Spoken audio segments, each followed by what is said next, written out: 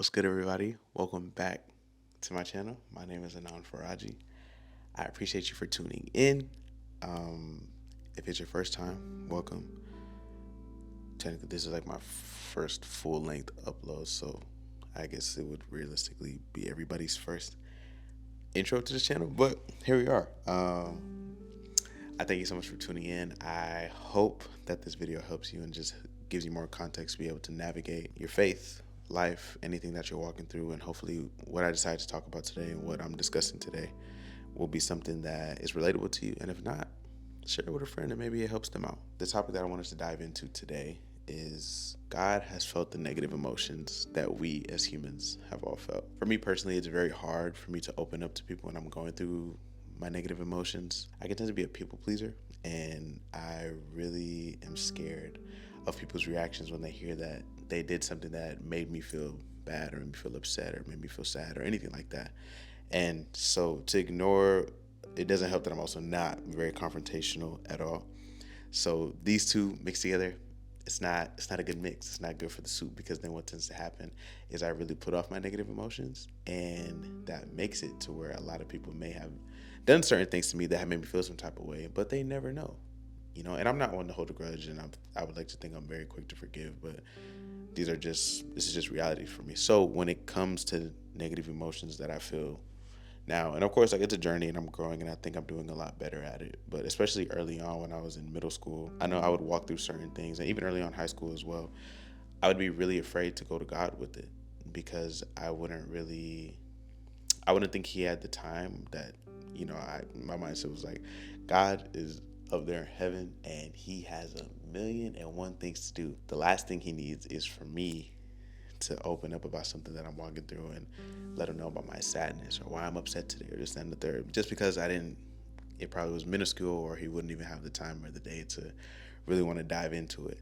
And this made it to where I wasn't really going to God with certain things, because at the end of the day, I was just like, He has a million things to take care of, and He doesn't have time for this. When in reality, it couldn't be further from the truth. Sometimes, especially as young people, we sometimes hear that we haven't lived enough life, or we haven't gone through anything hard. So then sometimes we can feel that when we go through these sad moments or low moments, that it's not valid, or we feel like there's nobody who really wants to hear us out, when in reality, that couldn't be further from the truth. Let me help you out. Jesus, He wants to hear every single thing that you walk through. And of course, obviously, this is Jesus, the Son of God, we're talking about. So He knows the whole landscape of life. He has an understanding of what is going to happen, what has already happened, what you're currently walking through. He knows what's going on. And yet He still wants us to go to Him with it, so that way He can be welcomed in and be able to give you the peace that you're desiring, the happiness you're desiring, the joy that you're desiring. And He's such a gentleman to where He's not going to overstep, and He's not going to go where He's not wanted. I got the chance to share this, and I did a whole sermon about it in our youth ministry not too long ago. And I was just kind of diving into different parts of the Bible where Jesus was going through these hard moments. And it was funny because I was kind of navigating as like, I didn't want this to be a low lights of Jesus or anything, or all the moments where Jesus was like, not doing too good. But I was sharing them so that what we have, especially I think once we see this, then we have better understanding that, oh, okay, not only does Jesus want to know that I'm sad, but He knows what it is to be sad. Or not only does Jesus want me to go to him with my grief, but He has an understanding of what grief is, because He's felt it before.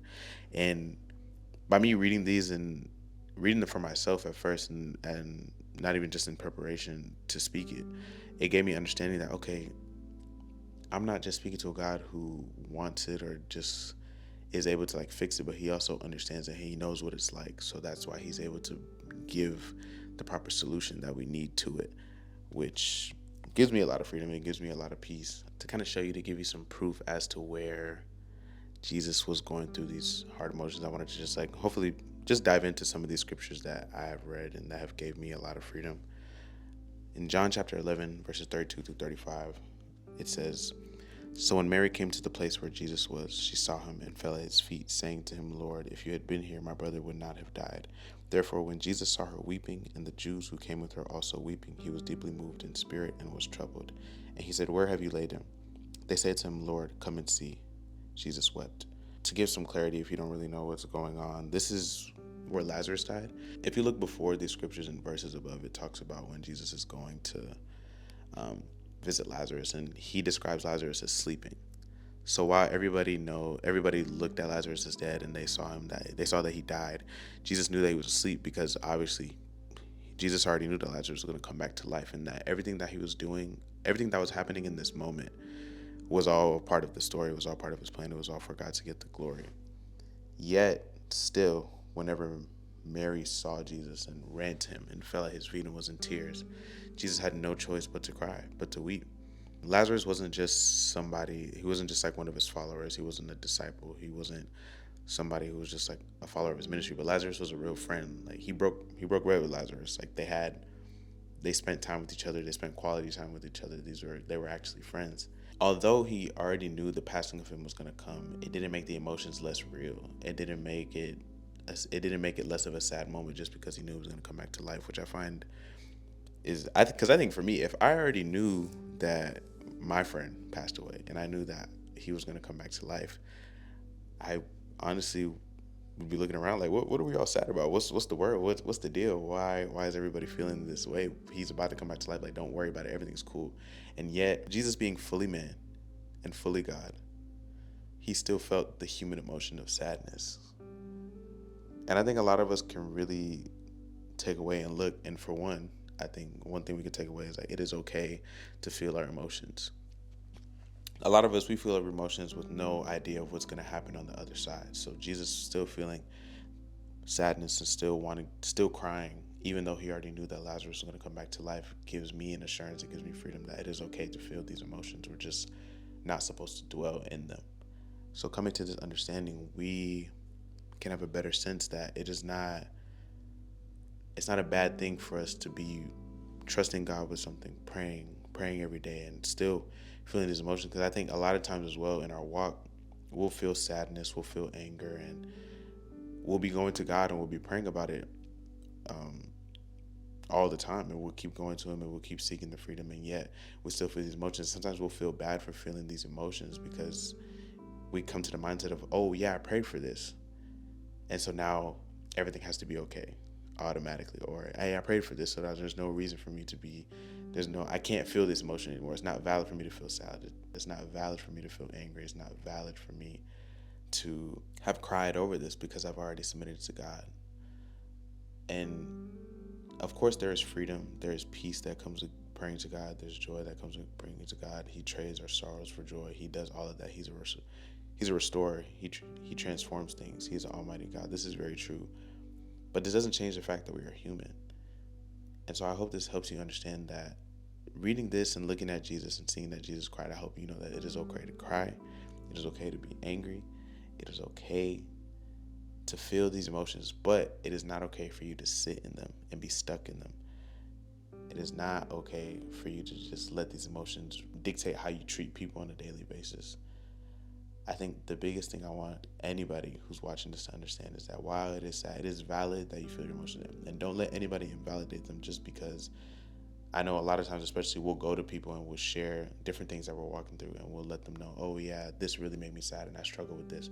And it can be, some people will sometimes discredit what we walk through because they feel like what they have walked through was a lot heavier than yours. So you'll feel like there's no reason for you to feel sad. There's no reason for you to cry. I want you to know that Jesus is never going to invalidate anything that you walk through because he made you. So he knows how you're wired. He knows why you feel so strongly about certain things. He knows why you react bigger to certain things compared to other people. And there's nothing wrong with that. But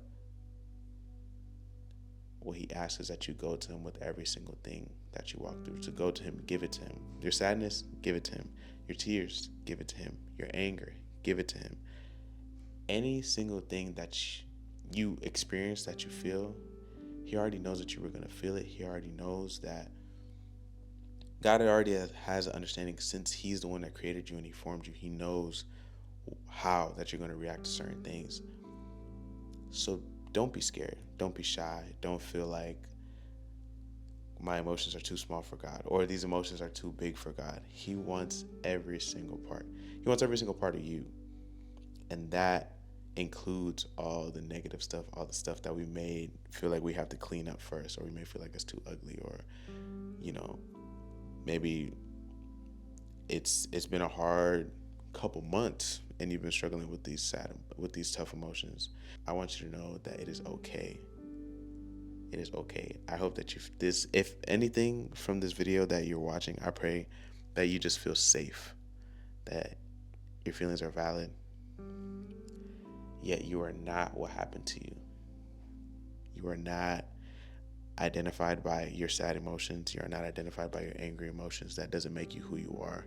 And I think the more that we try to keep these things away, and the more that we decide not to reveal certain things to God, then we let those things eat us up.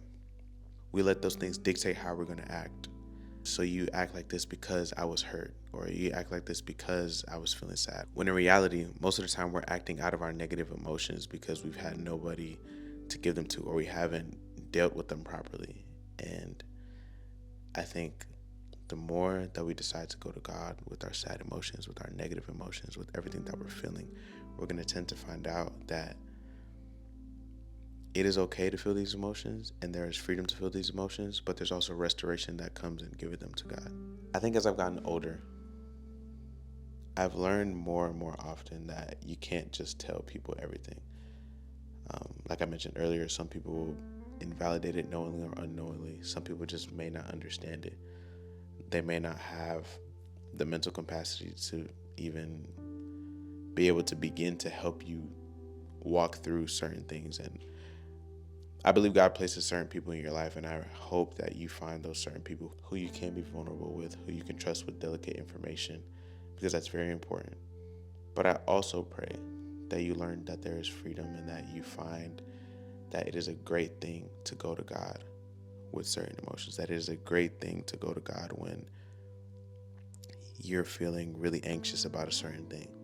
It's okay to go to God when you're dealing with the loss of a loved one. It is okay to go to God with all of it, because he's not just this big far off God that stays in heaven, but he's actually in the midst of life walking through us as long as we let him. So I hope you let him. That's my biggest prayer for you, is that I hope you truly, truly just let God dwell in your midst. And him dwelling in your midst means he's dwelling in every single part. Not just the good stuff, not just the praise reports, not just the exciting things, the highs of life. But I pray that you also let him dwell in the sad stuff, in the stuff that makes you angry, in the stuff that you're not too proud of. Because if you let him in, then he's such a good father that he's willing to take the time to get low and take the time and just fix every single thing that you're walking through. I hope that helps somebody, because I know coming to that realization has definitely helped me a ton. Thank you so much for watching. I hope you give it a like, comment, subscribe. You can turn that bell on if you want. Only if you want to, though. Y'all be safe, be blessed, and we out.